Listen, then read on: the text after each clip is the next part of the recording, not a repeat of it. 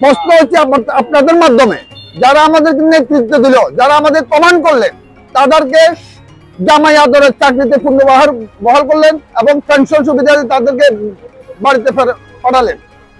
আমরা যারা কমান্ড পালন করলাম, চেন অফ কমান্ড পালন করতে যাই, আমাদের 2496 জন ব্যাটালিয়ন আনসারের সদস্য পরিবার আজকে মানবতার জীবন যাপন করতেছে। তারা ঠেলাগাড়ি চালতেছে, তারা বাদাম বিক্রি করতেছে, তারা ফুটপাতে বসে বসে চা বিক্রি করতেছে, আর তারা অসহায় পঙ্গুত্ব বরণ করি আজকে বাড়িতে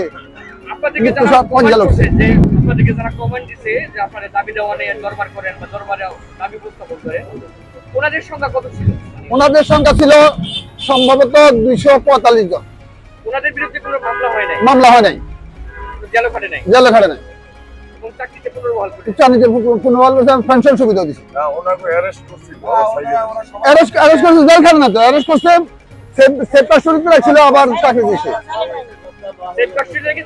জি, চাকরিতে বহাল করছে, অবসর গেছে। জি, আমাদের কোনো ব্যবস্থা গ্রহণ করেন নাই।